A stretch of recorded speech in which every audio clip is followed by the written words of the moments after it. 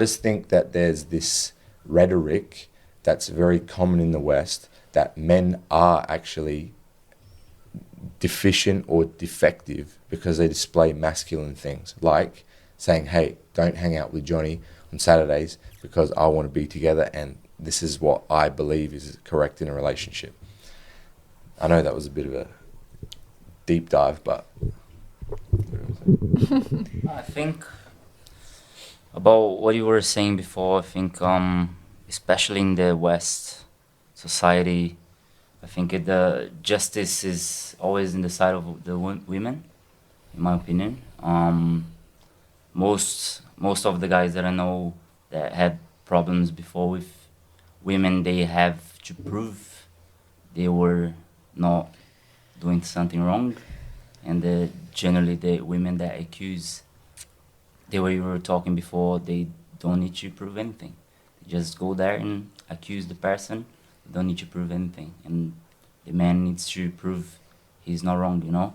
So I think that's I actually agree with what you said, because it's people don't talk about that. I think it's not very fair, to be honest. I just want to say one more thing. So I think that's always been that way throughout history. It's just that, like, we've always men have, like, again, it comes back to like a evolutionary dynamic or whatever. Women have always been protected. Women and children off the boat first. That's always been the way it is. It's the same way it is in the legal system. The problem is now that there's actual laws in place and things like that have a massive impact on all these things, which I agree. I don't think it's totally fair, but it's always been unfair in that area. There's a lot of double standards in the world that have always existed, and it's never been fair. But what's happening now is the things that men, and this is where I want to just say one more thing. You said something really, really clear before. It's like, there's certain things that I like about this and there's certain things I like about that, but other things I don't like. This is that bipolarism. You can't have certain things if you don't stick to this. Why should men be traditional and do this and do that? If they tell a chick that they're not interested in them, she turns around and has a sexual charge against him, and he now has to spend all this money doing something to clear his name or whatever. So, like, why should they be traditional when they now have to receive this on the other end?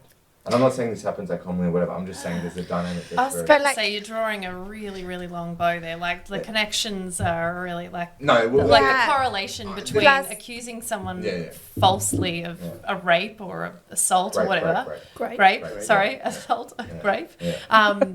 Is really different to... I don't know.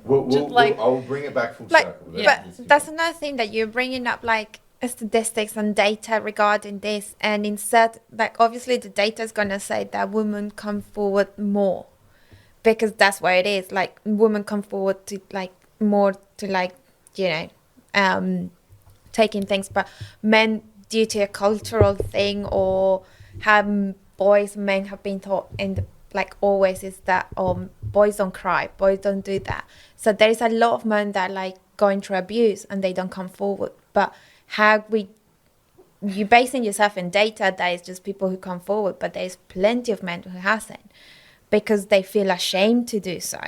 And that's another thing that I feel like as a society is another stigma that we need to work on how to help men and boys to just kind of express themselves and come forward when they don't feel comfortable with things. The same that we're telling little girls, like, you know, stranger danger, or like, since they're boys, to start teaching them that it's okay to cry, it's okay to just do things. Because I remember back in the day, I'll fall and we'll cry my eyes out, my cousin will fall, and then my uncles would be telling him, like, boys don't cry, stop crying.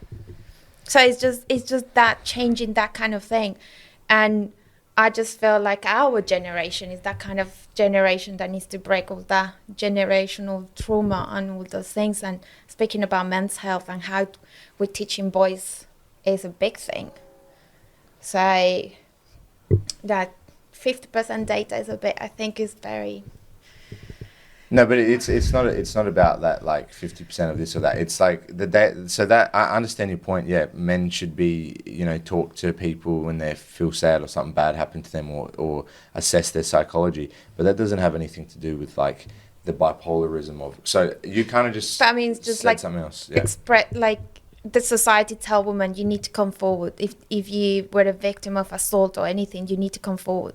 But society is not telling men to do that, because a guy said like, "I just been raped." The guy, the first thing he will rape. Yeah. He will feel very, ashamed. No, I 100% agree with that, but I don't think that has anything to do with like the main point. So 100%, yep, you're right. Men should come out and assess if they need psychological treatment and help, go and do that.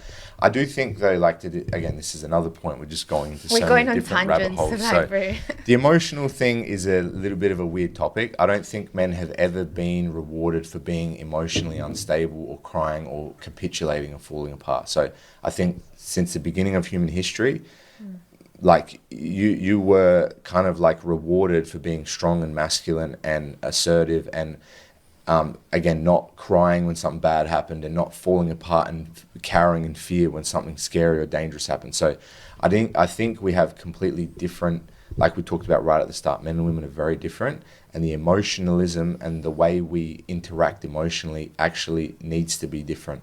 I'm not saying that you should never cry as a man. I'm not saying that you should never be vulnerable or go and talk to people, but I think you should do that very selectively. You can't do that the same as a woman. Nobody has any issue with a woman completely breaking down and crying or doing anything like that in front of everybody. I don't think that's the same for a man.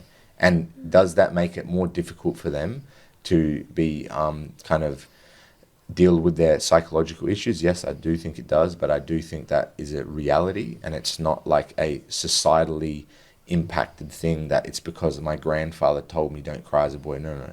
Throughout human history, you would find partners based off of that. You would get murdered and killed based off of that, how you dealt with emotion. And it's always been prioritized if you're stern, strong, and you can make decisions under pressure and not fall apart and be sensitive or whatever. It's a completely different point, but yeah. You want to say something about that, Grace? Happy listening. I'm happy listening. There's just a lot going on. I know. The problem with this is keep going on tangents. The problem is it just goes rabbit holes everywhere. So, do you want to go back to what we were? I can't remember what we were talking about. So what were we talking about? We were just talking about like the bipolarism of like double standards and things like that. So let's go more back into the traditional. I like a bit of this. I like a bit of that. I'm going to mix up my favorite guy in the bubbling pot, in the cauldron. So what I was trying to say, and I know that there are very big extremes. You cannot have traditionalism and modern like empowered independent kind of scenario. Why because not? they can't coexist. Why not? It's very, very difficult for them to coexist for a few of the reasons we talked about. Like, for example, a lot of men don't like the masculine and or more domineering traits that come from extremely not high-powered, but career-driven women, because, again, like we talked about, what does it bring up? It brings up characteristics that women find attractive in men, but not what men find attractive in women.